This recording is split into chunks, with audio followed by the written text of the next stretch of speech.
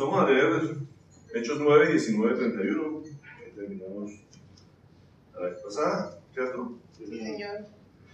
Así que vamos a leer la palabra y entramos en la enseñanza. Saulo pasó varios días con los discípulos que estaban en Damasco y enseguida se dedicó a predicar en las sinagogas, afirmando que Jesús es el Hijo de Dios. Todos los que le oían se quedaban asombrados y preguntaban: ¿no es este que en Jerusalén perseguía a muerte a los que invocaban ese nombre? ¿Y no ha venido aquí para llevarse a los presos y entregarlos a los jefes de los sacerdotes? Pero Saulo cobraba cada vez más fuerza y confundía a los judíos que vivían en Damasco, demostrándoles que Jesús es el Mesías. Después de muchos días, los judíos se pusieron de acuerdo para hacerlo desaparecer, pero Saulo se enteró de sus maquinaciones. Día y noche vigilaban de cerca las puertas de la ciudad con el fin de eliminarlo. Pero sus discípulos se lo llevaron de noche y lo bajaron en un canasto por una abertura en la muralla. Cuando llegó a Jerusalén, trataba de juntarse con los discípulos, pero todos tenían miedo de él, porque no creían que Vera fuera discípulo. Entonces Bernabé lo tomó a su cargo y lo llevó a los apóstoles. Saulo les describió en detalle cómo en el camino había visto al Señor, el cual le había hablado, y cómo en Damasco había predicado con libertad en el nombre de Jesús. Así que se quedó con ellos y andaba por todas partes en Jerusalén, hablando abiertamente en el nombre del Señor. Conversaba y discutía con los judíos de habla griega, pero ellos se proponían a eliminarlo. Cuando se enteraron de ello, los hermanos se lo llevaron a Cesarea y ahí lo mandaron a Tarso. Mientras tanto, la iglesia disfrutaba de paz a la vez que se consolidaba en toda Judea, Galilea y Samaria, pues vivía en el temor del Señor e iba creciendo en número y fortalecida por el Espíritu Santo. Padre, te damos gracias por tu palabra, gracias por tu enseñanza, gracias por lo que tú nos vas a hablar el día de hoy, Señor. Gracias por lo que has hecho esta semana, gracias por todo lo que has permitido, todo lo que has permitido, has dado permiso de vivir esta semana y lo que hemos podido disfrutar, Señor. Ponemos en tus manos esta reunión, te pedimos por los que no han venido, por los que no pueden venir, por los que están en sus casas, Señor, por todos los conocidos que no te conocen, Señor. Pedimos por ellos, que tengan misericordia, los que aún no te han aceptado como Señor y Salvador, Señor, y que nos utilices conforme a tu voluntad. Te lo pido en el nombre de Jesucristo. Amén. Y amén. Terminamos el relato la vez pasada con Saulo, que tuvo su encuentro con el Señor, que ya se dedicó a ayunar, a adorar, ¿no es cierto? Fue el último que vimos de él, 2 o 3 días en ayuno, y empezamos a ver una transformación de Saulo de Tarso, que confundía a la gente. La gente decía: no puede ser este mismo persona que venía a perseguirnos, a arrestarnos, y ahora está convertido, ¿cierto? Dice que recobró la fuerza después de que comió las fuerzas físicas. Y aquí vemos una transformación en Pablo en diferentes facetas de su carácter, de su vida, como la tiene que vivir todo cristiano, ¿cierto? Era una persona religiosa, celosa por la ley del Señor, una persona que creía que estaba sirviendo al Señor y no se daba cuenta que le estaba sirviendo al enemigo. Ese era Saulo, y el Señor le dice: vas por el camino equivocado, le quita la vista, lo pone a depender de él, entra, en vez de entrar a esa ciudad de Damasco en forma orgullosa y prepotente, como seguramente iba creyendo que estaba haciendo lo correcto, termina siendo, después de ser humillado, y entra dependiendo de otros, y empieza a tener una relación ante Dios, una transformación ante Dios. Como digo, los judíos eran gente que oraba, que ayunaba, era una costumbre entre ellos, lo hacían como una costumbre, como un rito, ¿sí? ¿Estamos de acuerdo? Sí. Pero ahora seguramente estamos viendo a un Saulo que está orando y ayunando durante 3 días, seguramente una actitud completamente diferente después de haber conocido al Señor. Yo creo que era una relación mucho más íntima, de decir: oye, te acabo de conocer, me acabas de hablar, yo no quiero saber ni de comida, no quiero saber nada de lo material, quiero estar contigo. Y eso, así dejamos a Saulo la última vez. Y aquí empezamos a ver un Saulo transformado también ante la iglesia, ante su gente, y por eso decíamos, estaba Ananías en contacto con Ananías, eso fue lo que vimos la vez pasada, ¿no es cierto? Y aquí empezamos a ver también una transformación ante el mundo, donde él empieza a predicar. ¿Qué frutos deben de haber en una conversión de una persona? Podemos decir, esta persona verdaderamente está convertida, tiene que haber un cambio, una transformación, ¿cierto? Como le digo, la primera parte es la conciencia de que nuestro Dios es nuestro Padre. Porque cuando uno cree, Él dice que somos sus hijos. En ese momento nos convertimos en hijos. No todo el mundo es hijo de Dios. Como lo decía el Papa estos días, no todo el mundo es hijo de Dios. Eso no es cierto. Todos somos creación de Dios, pero solamente hijos de Dios son los que creen en Él y lo aceptan como su Padre. ¿Cierto? Y eso es lo que empieza a ver esa transformación, de que uno no ve un Dios ya lejano, que es lo que uno ve en la religión, sino que ese Dios ahora es mi Padre. Y eso tiene que empezar en la vida del creyente. Es decir, ya no es un Dios que me habla, que la gente dice que existe un Dios, sino que ese Dios se convierte en mi Padre. Y le puedo decir, va Padre, que quiere decir papito. Tengo la confianza para eso. Eso es el primer fruto de una conversión verdadera. Y lógicamente tiene una transformación de santidad. Recuerden que cuando la gente habla de Saulo, dice, pero este no era el que perseguía a los santos. Y así ya empieza a conocerse. ¿Qué quiere decir santos? Apartados y escogidos por Dios. Y eso somos todos los que hemos conocido de... Le decía, tiene que haber una relación con la iglesia. Y por eso vemos a Ananías, que fue utilizado como parte de esa iglesia, era un discípulo que nunca más vuelve a aparecer. Es un discípulo que el Señor utilizó, pero que nunca más se vuelve a hablar de él y a escuchar de él. Dios lo había destinado para esa misión, para que le obedeciera, de ir a llevar el conocimiento del Señor a Saulo y ponerle las manos y que fuera bautizado. Para eso fue utilizado Ananías. No sabemos absolutamente nada más de Ananías. Pero es el primer contacto que él tiene con la iglesia.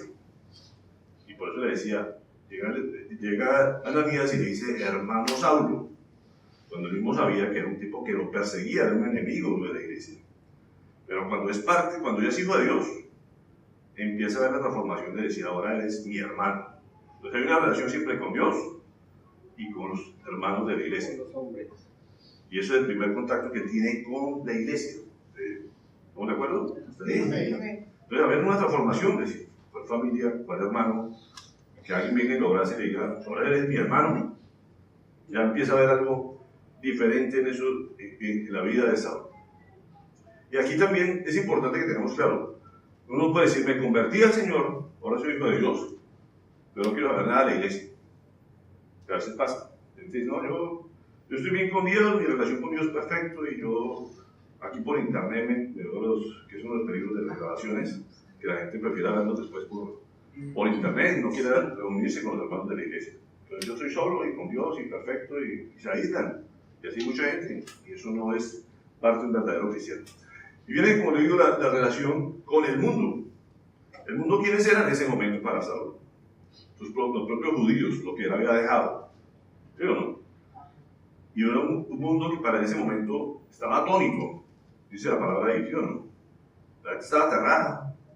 ¿Cómo así que Saulo ahora está hablando del que más él perseguía y el que más atacaba? Que era Jesús de Nazaret. ¿Sí o no? Estaba aterrada. Y eso tiene que haber en la gente. Cuando a uno se convierte, los amigos de uno dicen, oiga, ¿cómo así? Y usted no le importaba nada de Jesús, ni de la iglesia, ni nada, y ahora no quiere ni tomar, no quiere parrandear, no quiere... O sea, usted no es la misma persona. O sea, uno de verdad, yo me preguntaba, uno sigue verdaderamente, deja atónita a la gente que lo conocía uno antes. O dicen, usted no ha tenido ningún cambio, o sea, es el mismo de siempre. Pasa a veces, ¿sí o no? Y decimos que somos cristianos. Pero la gente dice que estaba atónita. Lógicamente ese era un personaje reconocido, famoso, que decían, esta persona hay un cambio especial en él. Y aquí hay una, no sé si alcanzan a mirar el versículo ahí, él apenas se convierte, ¿qué hace? Él sale a predicar, dice del Evangelio, ¿sí o no? Él empieza a contarle a la gente lo que pasó. Es lo que hasta el momento él sabía. ¿Cierto? Después, más adelantico, ¿qué dice? Si se dan cuenta ahí en el versículo. Él dice, lo primero que dice cuando él se convierte es que inmediatamente sale a predicar a la gente. Predicarle que es contarle a la gente lo que había pasado. Pero después, ¿qué? Dice que demostraba. Dice que aquí hay una diferencia entre predicar y demostrar. Imagino que ya era por lo que él ya conocía. Claro, esta persona, como dices tú, él era conocedor de la ley. Él era fariseo, experto en la ley. Pero estaba cegado del conocimiento para él. Y aquí hay como dice, él sale entusiasmado, que es lo que pasa en las primeras, cuando uno se convierte, uno está emocionado y empieza a decirle a la gente, oiga, Dios existe, si es real, o sea, ahora soy su hijo. Eso puede pasar en la vida de la persona. Pero ahí a sustentar que verdaderamente es el hijo de Dios. Y ahí es donde empiezan las preguntas de la gente y uno dice, pero usted dice que se ponía a discutir con la gente y demostraba que cuando dice el hijo de Dios, ¿a qué se refiere? Que precisamente es el Mesías que esa gente estaba esperando. Ellos conocían por la palabra del Antiguo Testamento la ley de que venía un Mesías a salvar a su pueblo. Y se quedaban esperando y nadie lo conocía. Cuando él dice, mire, este es el Mesías. ¿Por qué? Porque la palabra dice esto y todo esto se cumplió. Él era conocedor de la ley, pero la sabiduría para él estaba velada completamente hasta ese momento. Cuando él conoce al Señor, dice, ahora entiendo. Este es el que estamos esperando. Y ahora yo le demuestro que eso es real y que se cumple. ¿Sí? Para eso es el conocimiento de la palabra. Para decirle a la gente, miren, aquí dice, yo les demuestro con esto que este es el verdadero. Y hay una diferencia en eso, entre predicar una experiencia que uno ha tenido, a demostrar que Jesús es el Hijo de Dios. ¿Sí? ¿Qué pasó aquí? Porque él dice que después de muchos días, no sé si notan ahí, donde dice la palabra, ¿qué tantos días fueron y qué pasa aquí? Aquí Lucas no nos cuenta eso. Dice que se quedó unos días con los creyentes. ¿Ah? Donde dice que se quedó unos días con los creyentes. Al principio dice que se quedó unos días con los creyentes. Dice, después de muchos días, pasados muchos días, ¿cuántos días fueron? Nos cuenta Gálatas, el versículo 1, 3, 17. Aquí, como digo, Hechos no es la versión de Lucas, desde que nos está contando esta historia por la investigación que él hace. Pero el propio Pablo, en una carta a Gálatas, él les cuenta cuántos días fueron y qué pasó en este tiempo con él, en la vida de Saulo, perdón. Ustedes ya están enterados de mi conducta cuando pertenecía al judaísmo,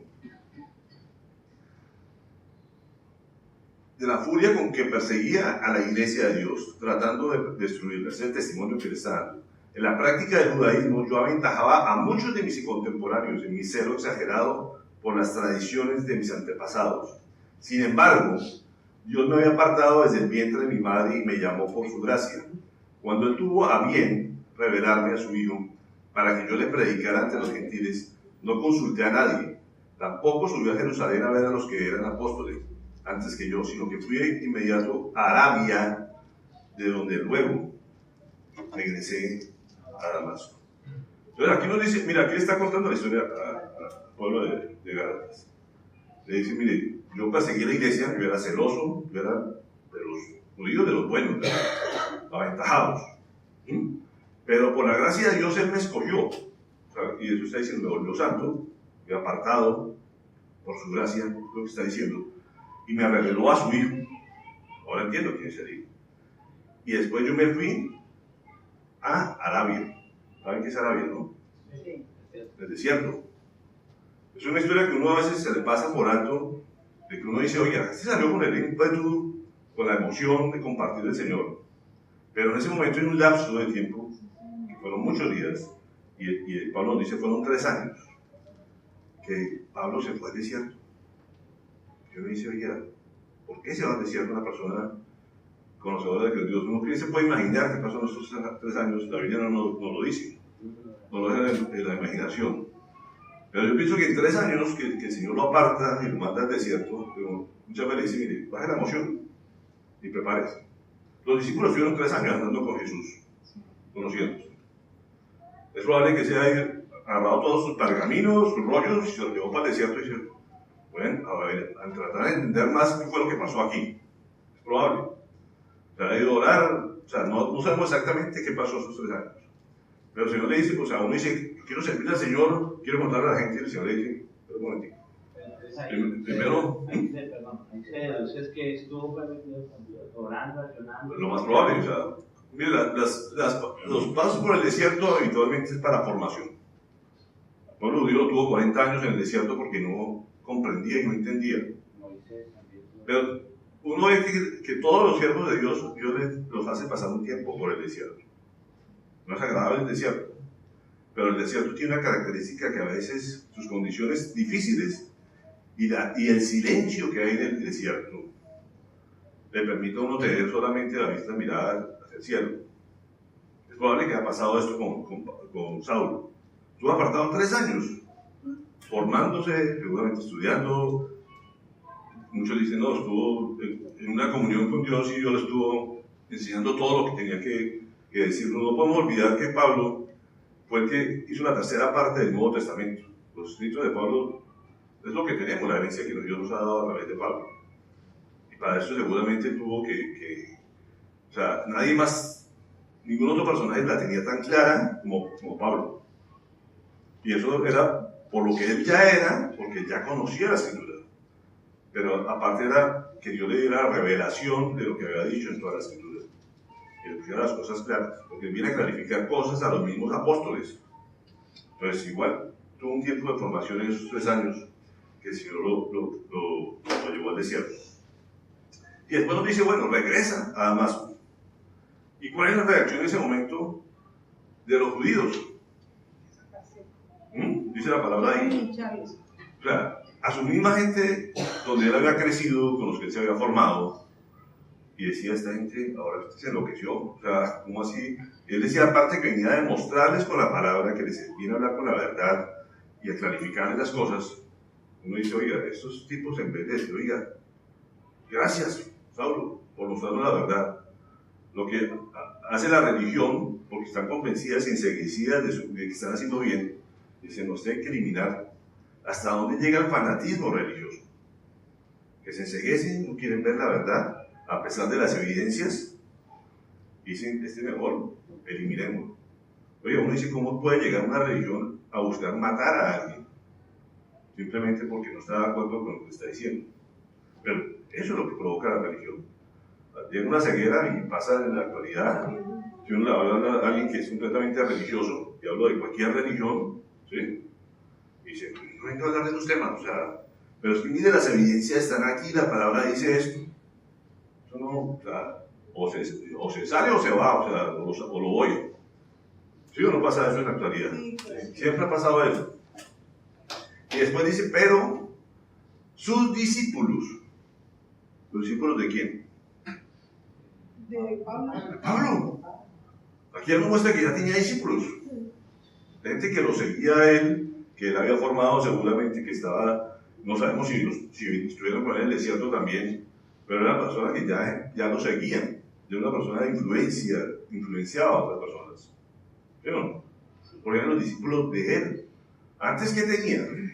Sí, seguramente otra gente que le creía en el judaísmo, ¿cierto? Tenía soldados con los cuales se había llegado a Damasco a cazar a la gente, pero ahora tiene gente que lo sigue a él por las enseñanzas que le está haciendo. O sea, él no dejó de enseñar y de predicar. Y aquí ya nos muestra un Saulo que tiene sus discípulos. ¿Y qué hacen ellos? Lo sacan, dice, a través de un canasto, porque lo tenían rodeado, las puertas estaban bloqueadas, los judíos lo querían atrapar como fuera. Ya lo bajan a través de un canasto, a través de una muralla. Ustedes pueden imaginar cómo la actitud de Pablo, una persona que tenía toda la influencia, todo el poder, había llegado a Damasco con las cartas de respaldo de los sumos sacerdotes. ¿Y ahora cómo salía Pablo de Damasco? Escondido, como un ladrón, tenía que estar huyendo para que no lo capturaran. Él venía a capturar, a apresar. Y ahora la gente lo quería, los mismos judíos lo querían atrapar, eliminar. Yo creo que es parte del trato que Dios le da a las personas. O sea, si había algo de orgullo todavía en la vida de Pablo, Dios le decía, no, ahora te tengo que humillar. Vas a andar como escondido ahora. ¿Sí? Para que no te capturen, tienes que andar escondido y huyendo por las ventanas. Perseguido. El perseguidor se convirtió en perseguido. Están escondiéndose. O sea, yo digo, ¿cómo era la humillación de Pablo? O sea, tenía cualquier cosa dormido, le tenía que bajar. ¿Sí? Bueno. ¿Y él para dónde se va? La gente, los discípulos lo sacan. ¿Qué pasa con Pablo en ese momento? Vuelve a Jerusalén, de donde había partido. ¿Sí o no? Él acude nuevamente. ¿Están distraídos ahora? No. ¿No? Bueno. Entonces, él se reúne con los discípulos, dice la palabra. Él vuelve a Jerusalén. Jerusalén sigue siendo el centro de todo, donde se la pasaba la mayor parte de los discípulos. Y recordemos eso, los discípulos eran judíos, ellos se habían quedado predicando ahí y Dios utilizaba a otras personas a predicar afuera. Vimos cómo utilizó a Esteban, ¿cierto? A Felipe, y ahora está utilizando a Saulo para que vaya mucho más lejos. Saulo tenía conocimiento de Roma, de Grecia, de todas las regiones, y él empieza a esa misión de ir a predicar a los suyos, a sus originarios. Entonces, él vuelve a Jerusalén, al centro, se puede decir, donde están todos los discípulos, se reúnen con ellos. ¿Con quiénes se reúnen también? Ahorita, bueno, más adelante. Dice, después de tres años, subía a Jerusalén. Miren, en Gálatas él cuenta la historia personalmente. Él dice que después de 3 años, subió a Jerusalén para visitar a Pedro y me quedé con él 15 días.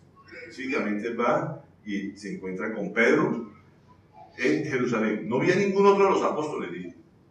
Solo vi a Jacobo, el hermano del Señor. O sea, solamente estuvo con Pedro y con Jacobo. Nos da un poco más de detalle con quienes estuvo reunido. Nosotros, fíjense que acá siempre Dios mandaba de 2 en 2. Nosotros, quién sabe cómo andaba, pero aquí habían 2 con los que él se reunió y buscó unirse con la gente que había estado con Jesús. A los que él más había perseguido, pero ahora seguramente quiero que me cuenten ellos directamente la experiencia que tuvieron con Jesús. ¿Y qué hay aquí entre los discípulos? Gente que estuvo con Jesús, que tenían todo el respaldo del Espíritu Santo. ¿Y qué encuentra uno con la iglesia? Esa era la iglesia en ese momento. Los dirigentes de la iglesia dice que tenían miedo, no le creían. O sea, eso como dices tú, es lo natural. Ahorita está de moda Timochenko, ¿sí o no? Sí. Vamos a ver. Si yo les dijera, Timochenko se convirtió No. y mañana viene para acá a la iglesia y va a compartir. Nadie creyó. Y la gente dice, ¿qué es Timochenko? ¿Qué es? O sea, eche de piedra, eche de basura, pinche de la llanta, o sea, Demonio. no, es el demonio. La gente le cuesta creer de que Dios puede hacer una obra transformadora en eso y que no es digno de una obra transformadora. Así es. Y hay que orar por Timochenko, ¿sí? Y que se ha convertido. Pero cuando la gente se convierte, dice, no, ese tipo que tengo miedo, no puede ser que Dios sea capaz de convertir a esa persona, como si uno fuera mejor que él. Porque a veces creemos que somos mejores que ellos. Para Dios, somos pecadores, no hay pecador más grande que otro. Y uno dice, o sea, si hizo la obra en mí, la puede hacer en él también. Amén. Pero la gente, los mismos discípulos decían, no, a Pablo sí no, o sea, con Pablo no es capaz. Él no puede ser que se ha convertido. Le cerraron las puertas, le tenían miedo. Yo les contaba hace 8 días de la persona que yo conocí, que había salido de la picota, y la gente, oiga, pero si él lleva tiempo predicando en la cárcel, convierte a la gente por su testimonio. Y decía, no, pero ya iba a trabajar conmigo y esa vaina, y si no, eso pasó. Y el tipo lo rechazó todo el mundo. Éramos pocos los que tratábamos con él, pero como digo, desafortunadamente terminó suicidándose. ¿Y por qué a la iglesia nos cuesta tanto creer que Dios puede hacer una obra transformadora en la gente? Pues lo que pasó con Pablo. O sea, llega a la iglesia a buscar un apoyo y lo que dicen, no, Pablo, o sea, aquí no tiene cabida, usted no es de nosotros. Eso fue lo que pasó con Pablo. No sabían que estaban rechazando a que iba a ser el mayor instrumento de Dios en el Nuevo Testamento. No tenía ni idea, nadie sabía que, nadie en ese momento decía, oiga, pero es que Pablo va a escribir tantas epístolas, va a influenciar a todos los gentiles, a todo el resto del mundo. Va a llegar la palabra hasta Colombia. No sabían que existía Colombia. Y la gente dijo, saquémoslo. O sea, ¿cuántas veces nosotros podemos ser instrumentos de rechazar a alguien que tiene una obra, un proyecto, una misión encomendada por Dios? No tenemos la menor idea. Y antes nos da miedo. ¿Y qué hablamos la vez pasada? Que a los cobardes, ¿a dónde van? Al infierno. Al infierno. Y en el momento todos, uy, qué miedo con Pablo. Llegó Pablo, ese es el que nos iba antes a apresar. Y aparece un personaje bien especial de la Biblia, que por algo lo pone ahí, Bernabé. ¿Quién era Bernabé? Y la Biblia nos cuenta un poquito de Bernabé, que es un personaje que el Señor nos pone ahí en esta escena bien especial. Hechos 4:36, nos hablábamos ahí. ¿Qué decía ahí el pasaje que dice que Bernabé fue el que dijo, oiga, este hombre viene a predicar un poco a gente? O sea, estuvo en Damasco y allá predicaba por todas las calles, por todo lado, del nombre de Jesús, demostrando a la gente que Jesús era el Mesías.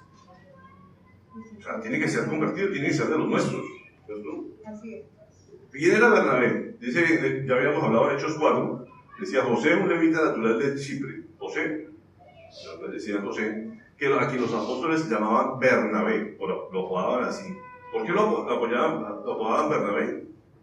Porque quería decir hijo de consolador. Era lo que él se caracterizaba. Es una persona que sentía el dolor de las personas, es un consolador. O sea, ¿un consolador quién es?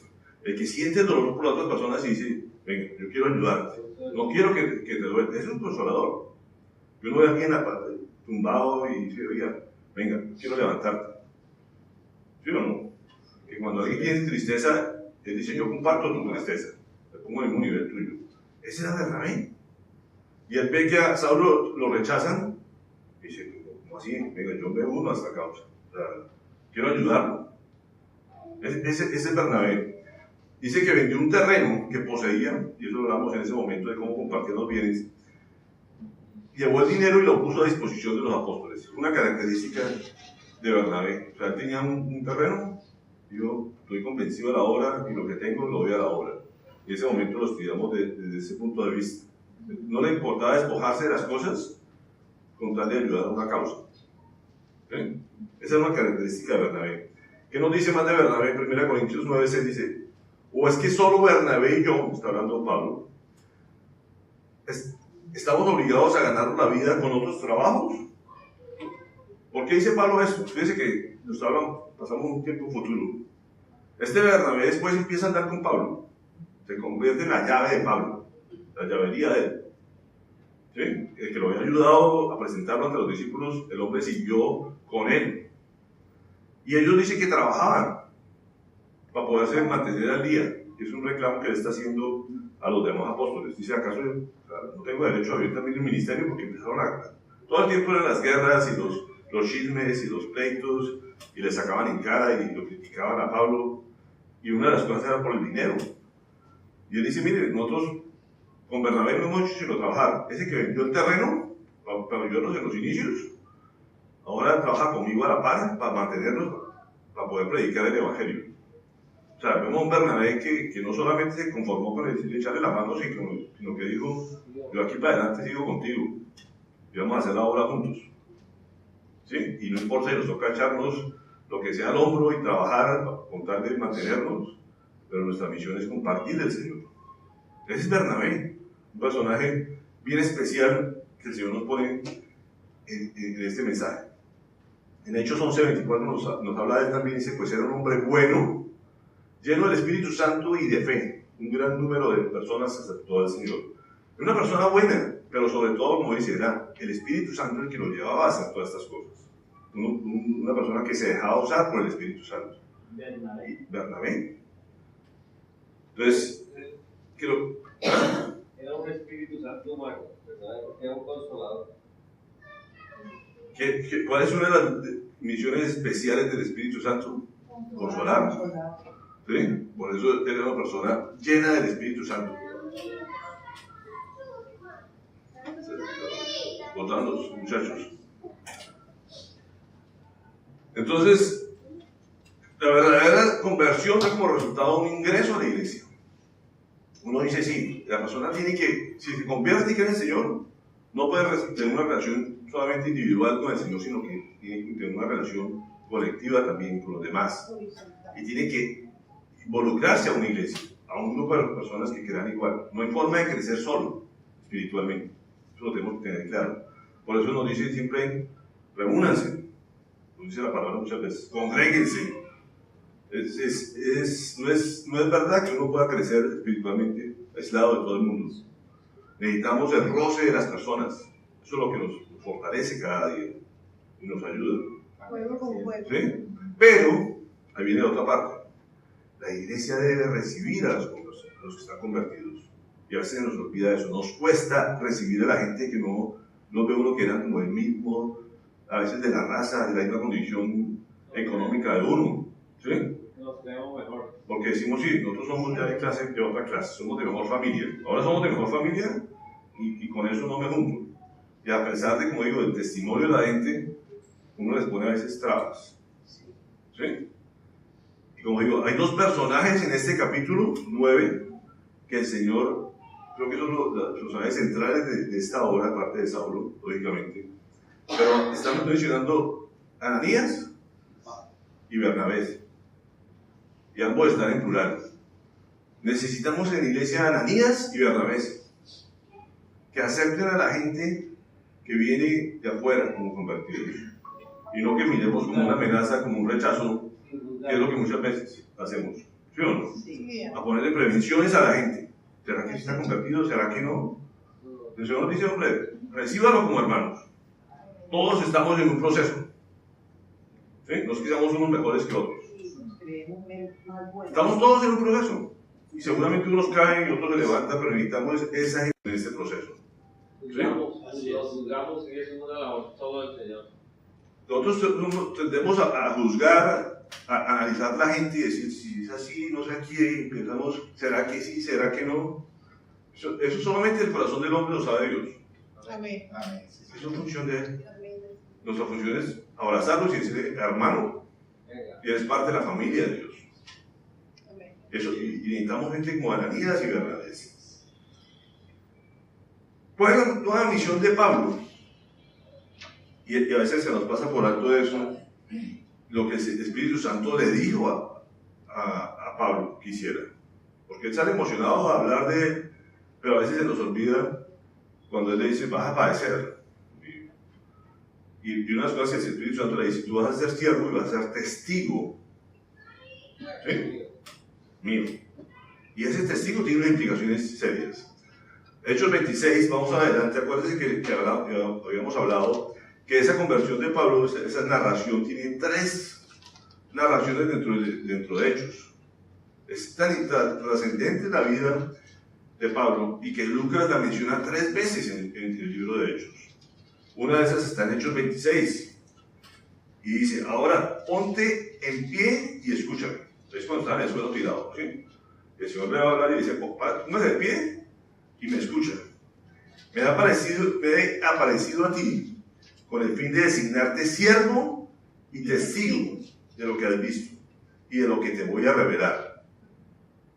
Te libraré de tu propio pueblo y de los gentiles.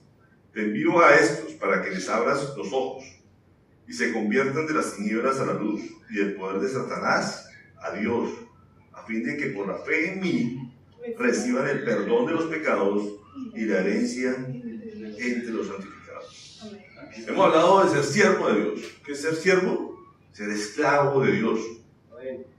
Y a veces como que nos pega lo de palabra esclavo, pero eso es ser siervo.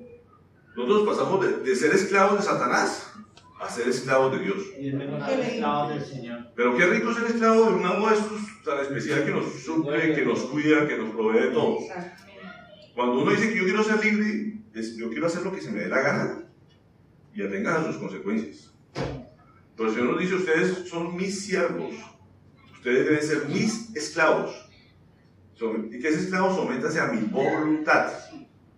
Y yo me encargo de darte todo lo que necesitas. El amo suplía todo, Es un buen amo. ¿Sí? Es un buen amo. Es el amo perfecto. Nos ama, nos cuida, nos da, como dicho, nos da seguridad social, casa, ropa, ¿qué más queremos? ¿Sí? Hasta la pensión. Nos pensionan. Entonces dice, ustedes van a ser mis esclavos. Y entonces, todos ya hemos hablado, pues, como siervos de él. ¿Sí? ¿Listo? Pero cuando le dice testigo, uno dice, bueno, sí, habla de mí, habla de la experiencia que has tenido conmigo. Y eso, o sea, Pablo creo que lo hizo excelentemente, hablar de Cristo y decir porque era el Hijo de Dios, ¿cierto? Eso fue lo que hizo Pablo, ser testigo de lo que había vivido con Dios y lo que era ser Hijo de Dios. Pero aquí la palabra se cumple.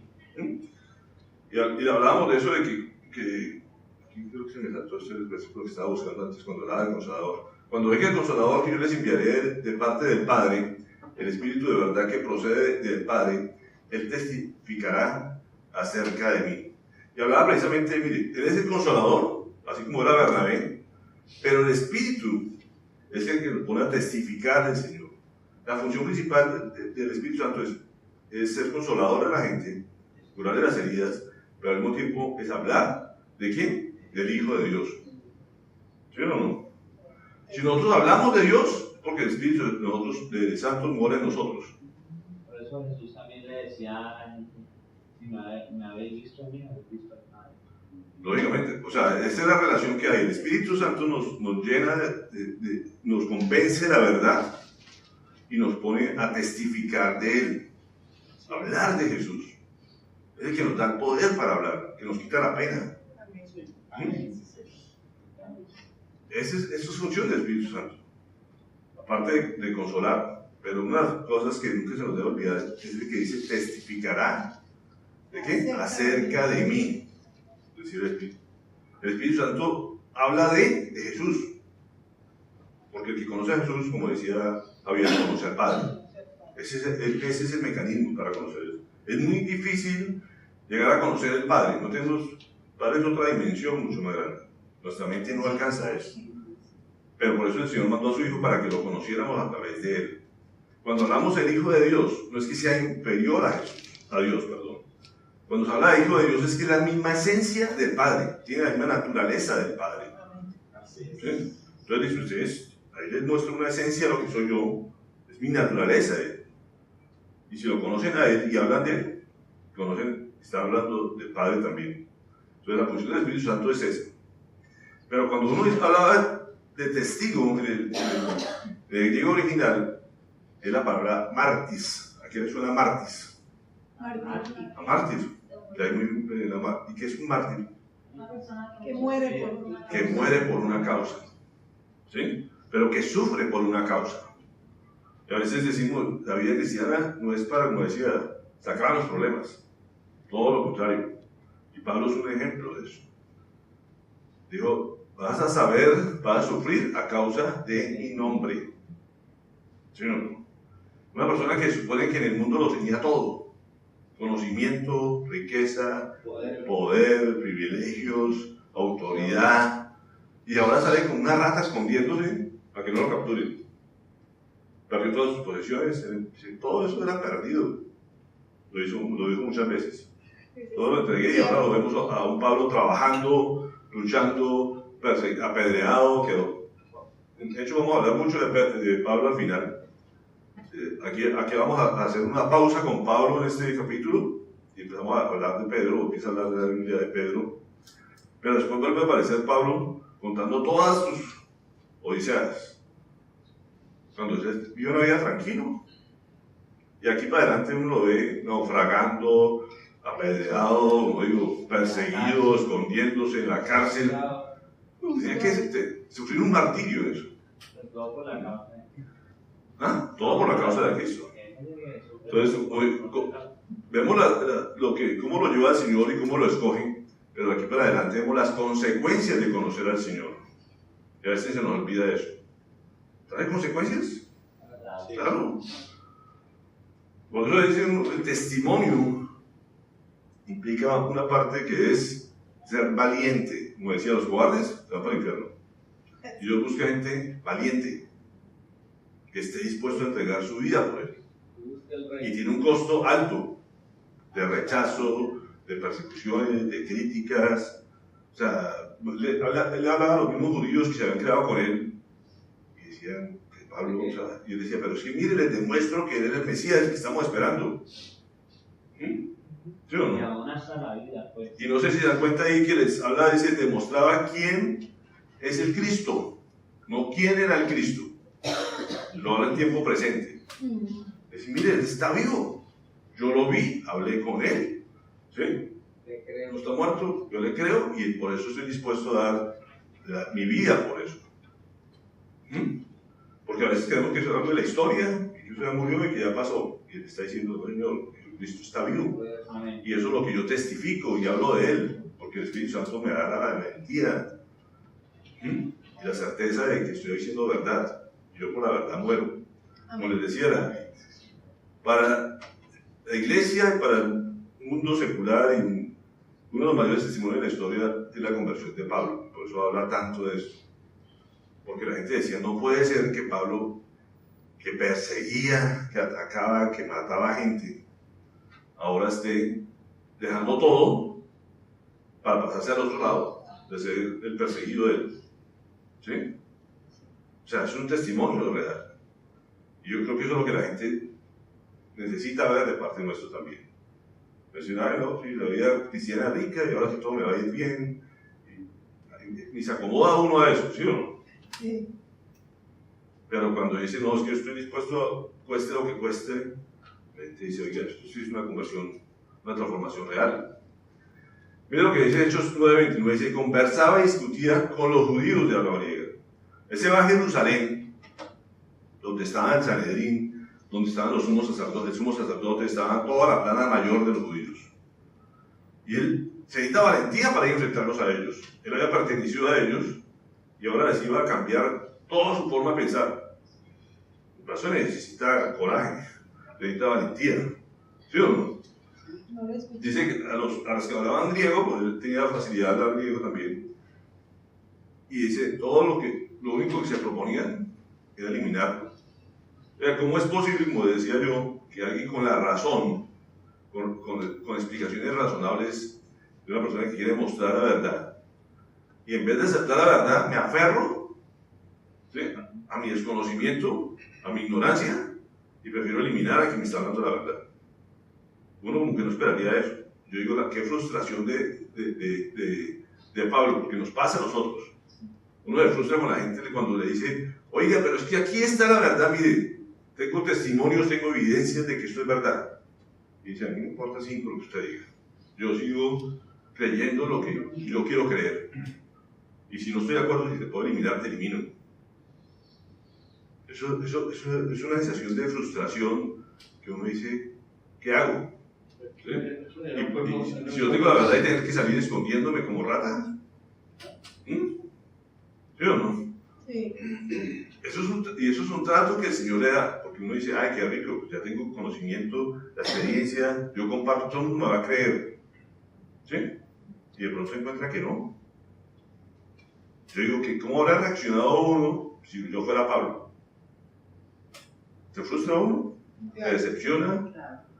Dice, esto no es lo mío, esto definitivamente, esta gente no me cree, yo no soy útil para la obra de Dios. O sea, no sé si a ustedes les ha pasado, pero cuánta gente uno comparte y dicen, me vale lo que me digan. Pero es que mire, aquí está la evidencia, aquí esto es real, la palabra lo dice, se cumplió, yo fui transformado, ¿qué más quieres saber? O sea, y la gente dice, no importa, eso no es cierto. Y aparte dice, pues sí, hay una persecución, pero en este momento nos habla la Biblia que hay un momento de calma. La vida cristiana es así, un sub y baja, ¿o no? Hay épocas de dificultades, hay épocas de tranquilidad. La Biblia dice que en ese momento la persecución se había calmado, que él podía andar libremente. ¿Por qué podía andar libremente? O sea, los judíos, ¿qué pasaba en ese momento? ¿Ustedes se acuerdan de un personaje, Calígula? Sí. ¿Sí? ¿Han oído de él? Sí, pero el nombre. El emperador romano, Calígula, es de los más sanguinarios y más... Él estaba reinando en ese momento. Y él había dado orden de que en el templo de Jerusalén se montara a una diosa. Y los judíos estaban en ese momento, digo, estos cristianos, qué carajo. O sea, ahora la preocupación nuestra es Roma. Este Calígula nos quiere meter una diosa dentro del templo. Entonces, en ese momento la atención no era los cristianos como tal. La atención era cómo nos defendemos del emperador para que convencerlo de que no meta eso. Entonces, dijeron, dejemos a los cristianos que eso no nos causa daño ahorita. Que el poder en ese momento era la religión. ¿Sí? Y era el que mantenía el dinero y el templo, que a Sanedrín y a los sacerdotes les importaba era el negocio. Entonces, los judíos en ese momento no eran amenaza. La amenaza en ese momento era el imperio. ¿Y por qué el poder estaba? Entonces ya, ellos habían dejado de perseguir a los cristianos. Y si la iglesia en ese momento disfrutaba de paz. Digo, ya no somos el centro de atención de los judíos, de la clase dirigente. Ahora podemos andar libremente y podemos compartir y qué rico. A veces es necesario ese tiempo de paz, pero al mismo tiempo es peligroso. Porque la gente se relaja, se acomoda y dejan de predicar. Y de todos modos, la iglesia en ese momento hay un periodo de paz para la iglesia. Se prepara el enemigo. Sí, el enemigo empieza también a hacer sus artimañas y empieza a fortalecerse. Pero en este momento dice que la iglesia está en un momento de paz. Nos habla también, al final del capítulo, ustedes ven ahí en el último versículo, hay unas características que nos habla de la iglesia en ese momento, que es importante que lo tengan. Hay un momento de paz, pero al mismo tiempo dice que está en un momento de santidad. Cuando dice, ¿por qué digo de santidad? Cuando dice la iglesia temía del Señor. ¿Sí? Cuando uno tiene temor del Señor, está llevando una vida de santidad. Amén. Cuando uno dice simplemente, no importa lo que él diga, yo hago lo que me dé la gana, ahí es cuando se pierde la santidad y pecamos. Pero dice que la iglesia de todos tenía un momento de temor del Señor. Después de la persecución, de lo que les había costado, la gente sabía quién era verdaderamente creyente, que estaba dispuesto a dar la vida y a llevar una vida conforme a la voluntad de Dios. Como decía, ser esclavo de Dios. Eso es ser esclavo de Dios, ser siervo de Dios. Tener temor de Él. Y la iglesia dice que crecía y se multiplicaba. Uno puede decir, somos cristianos, pero aquí nos quedamos tranquilitos y lo mismo de siempre. Uno tiene que compartir para que otra gente conozca del Señor y crezca su obra. Amén. No es verdad una iglesia de gente convertida verdaderamente, que sea solamente para nosotros, y ser egoísta con lo que el Señor nos ha dado. Eso no puede funcionar así. Una de las características de la iglesia sana es que se multiplique. ¿Sí o no? Amén. Pero si la iglesia está enferma, lógicamente se vuelve estéril. Entonces aquí dice que la iglesia en ese momento se multiplicaba, crecía, había un temor del Señor, la gente buscaba la santidad, pero tenía un periodo de paz. Y lógicamente dice, se fortalecía o se consolidaba. ¿Por qué? Por la obra del Espíritu Santo. Si no va a estar el Espíritu Santo, en vano es lo que nosotros hagamos, cualquier esfuerzo que hagamos. El Espíritu Santo es lo que nos mueve. Por eso, ¿qué fue lo que primero hizo Ananías? Poner las manos para que recibieran y se bautizaran en el Espíritu Santo. Porque lo que se venía para Pablo era una obra muy grande. Sin la obra del Espíritu Santo, Pablo hubiera pasado como cualquier desapercibido. Pero lo primero que el Señor hizo con él fue ponerle las manos para que recibiera el Espíritu Santo, que hemos hablado de él. Gracias a Saulus. Saulus es un personaje, como digo, histórico, pero a través de la vida cristiana uno encuentra muchos Saulos, muchos Saulos. ¿Qué es un Saulo? Una persona que sea transformada. ¿Cuántas personas no hay en negocios de la actualidad? Gente de poder, gente que tiene influencia, que son líderes, que son empresarios. Muchos, ¿no? ¿Son importantes para ahora? Claro. Dios utiliza esos valores. ¿Cuántos ustedes conocen que son líderes en su medio, pero no conocen al Señor? Que creen que están haciendo lo correcto, son buenas personas, son religiosos, que van a la misa, que allá recibieron seguramente la popa de la Virgen, o sea, y ellos están convencidos que están haciendo lo correcto. ¿Se creen buenas personas? Pero que si no conocen la verdad, simplemente son Saulos, ahí no transformados. Pero necesitamos a los Saulos que se conviertan en Pablos. ¿Sí o no? Como les decía, este hombre cuenta la historia que iba de Jerusalén a Damasco. De la ciudad santa a una ciudad como cualquiera. Pero necesitamos esas personas que vengan de Damasco a Jerusalén, como está pasando, como es, completamente transformadas. De Jerusalén a Damasco iba un Saulo. De Damasco a Jerusalén venía una persona completamente diferente. Una persona que fue tratada en el desierto, que conoció al Señor, que tuvo el conocimiento y la revelación de parte de Dios. Porque no digo, el conocimiento ya lo tenía él antes, como el que más dice, como el mejor de los judíos. Pero ahora era una persona que tenía la revelación de Dios. Y eso no era el mismo Pablo, el mismo Saulo que iba para allá. Era un Saulo completamente distinto. Pero que también fue humillado, que fue rechazado, que fue perseguido. Esa fue la transformación de la vida de Pablo, que lo estaba preparando todavía para cosas mayores. Ya era un gran Saulo, ahora viene a ser un gran Pablo, que lo iba a conocer el mundo entero. Pocas personas en el mundo no han escuchado quién fue Pablo de Tarso. ¿Sí o no? Son muy pocas personas. Pero necesitamos, como les digo, muchos Ananías y Bernabés. ¿Quiénes son los Ananías y Bernabés? Esos ya cristianos, incógnitos, que nadie lo ha escuchado, no es el gran apóstol, ¿sí? Es como cualquiera de nosotros, que nunca más vuelven a figurar de pronto en la vida de nadie, pero eran imprescindibles para que hoy la palabra llegara a nosotros. Gracias por Saulo, pero también gracias por Bernabé, gracias por Ananías, que obedecieron al Señor en obras que podían ser insignificantes. ¿Quién era Ananías? Simplemente una persona, un discípulo más, pero le dijo: oye, levántate y anda y ve a la calle tal, a la casa tal, porque allá hay una persona que para ti es un enemigo, pero para mí es un instrumento. Y el hombre dijo: bueno, está bien, aunque no lo conoces bien, yo como que lo conozco mejor que tú, pero yo de todos modos voy por obediencia a ti. Fue lo que pasó con Ananías. Le creyó y obedeció, ¿sí o no? ¿Qué tanto le costaba ir a esa calle? No. ¿Ah? Pero podía haber dicho: no, yo con ese loco no voy, que es lo que habitualmente hacemos. Esa persona no me va a creer, esa persona no me va a hacer caso.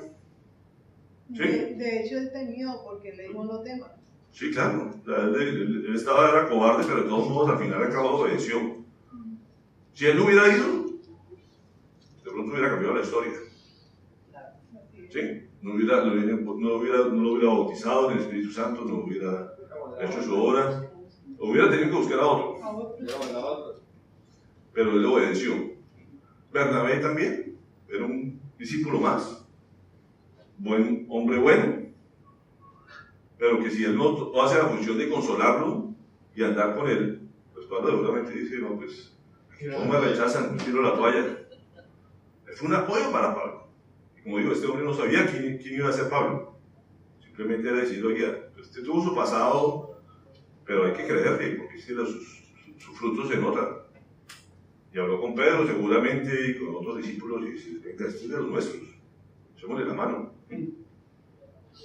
Y después vienen las amenazas de los sacerdotes, de los judíos, y otra vez lo quieren eliminar, otra vez lo quieren desaparecer, y otra vez tienen que salir huyendo de Jerusalén. Entonces, como les decía, la conversión solamente es el comienzo de la vida espiritual de una persona. No nos podemos conformar simplemente: vamos a compartir la palabra y que la gente conozca al Señor, y ya, son convertidos. Y vamos a las estadísticas. El nacimiento. Es simplemente un nacimiento, un bebé, pero hay que ayudarlo a que crezca, a que se fortalezca como se fortaleció la iglesia.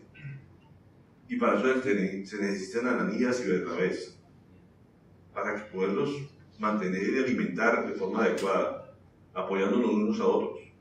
Todos estamos en un proceso aquí. ¿Sí? Unos un poquito más grandecitos, otros un poquito más gorditos, no digo quién, pero todos estamos en un proceso. Y todos necesitamos ejercitarnos y todos necesitamos fortalecernos espiritualmente. Porque todos tenemos luchas. ¿Sí? Todos tenemos luchas y salimos a la calle y cada uno tenemos nuestra historia y nuestros problemas. Así es. Y uno dice, yo oro y me hablo con Dios, pero necesitamos del hermano que nos eche la mano y que nos diga, oiga, anímate, sos pasajero, ¿sí? Y no importa si estamos en motivo de paz, yo estoy de todos modos contigo, pero en el momento de sufrimiento también estoy contigo. Esa es la familia cristiana. Se supone que los hermanos son para eso. En la vida no cristiana, muchas veces los hermanos son nuestros enemigos, así pasa. Pero en la vida cristiana los hermanos son el apoyo. ¿Sí o no? No podemos ser simplemente juzgadores, criticones, tú estás haciendo esto mal y no, sino al contrario, todos estamos en el proceso y debemos ayudarnos unos a otros. Amén. Y eso es lo que nos enseña este pasaje, cómo es el proceso, porque no sabemos si la persona que estamos criticando en este momento, el Señor lo tenga escogido para ser un gran instrumento de Él, cuando Él quiera. Así es. ¿Quién se iba a imaginar que Saulo, el perseguidor, el asesino, el que acababa con la iglesia, Dios lo iba a transformar para ser el gran Pablo y el gran instrumento de Él para llevar la palabra hasta nosotros? Gálatas, Romanos, todas las epístolas que ustedes ven, las cartas que Él escribió, eso es lo que nos basamos para creer. Digo, qué rico cuando lleguemos a esos capítulos y nos recordemos de esta historia y decir, oye, como increíble que el que escribió esto era el perseguidor de la iglesia, el Timochenko de su época. ¿Sí? Sí. Y decimos, o sea, Timochenko no tiene opción, no, él puede ser un instrumento escogido. ¿Sí? Y Dios haga la obra en él. Pero nos cuesta a veces creer eso. ¿Qué palabras encontramos en este capítulo cada vez que nos hablan de la transformación? ¿Si se acuerdan? Encontramos la palabra santo. Decía, ese era el perseguidor de los santos, característica de la persona transformada por Dios. La gente que ya había sido transformada por el santo. Hablamos de los discípulos, somos discípulos de Él también, ¿cierto? Y debemos tener también discípulos nuestros, como lo tuvo Pablo. Pablo convirtió un discípulo, Bernabé era un discípulo, Ananías era un discípulo, Pablo tenía sus discípulos, ¿cierto? Todos en un momento somos discípulos de alguien, todos debemos ser discípulos del Señor de Jesús, pero también tenemos nuestros maestros, y debemos también formar discípulos, formar a otros con lo que ya conocemos nosotros. Pero debemos ser hermanos también, como lo dijo el hermano Saulo, ¿se acuerdan? Entonces tenemos ese papel también de ser hermanos, pero tenemos que ser testigos. Cuando nos dicen testigos, siempre acuérdense, eso implica sufrimiento, costo, consecuencias. Tenemos que pagar un precio. ¿Sí? Porque todo el mundo dice, ay, rico ser hermano. Sí, yo vengo aquí y aprendo todos los días y soy un buen discípulo. ¿Sí? Sí. Y trato de portarme bien, entonces eso no creen que es santidad. Pero sí he mejorado y cada vez estoy en proceso y cada vez dejo las cosas de la carne y soy más espiritual. Pero si me ponen a sufrir, ay, ya no. El Señor dice, también tienes que ser testigos. Tienes que hablar, cueste lo que cueste el Señor. Tienes que contarle a la gente, sin temor y temblor. ¿Sí? Con valentía. ¿Cierto? Entonces, como digo, aquí nos enseñan una relación. En la transformación tiene que haber una relación con Dios, con la iglesia y con el mundo. Nunca vamos a dejar esos tres tipos de relación en nuestra vida espiritual.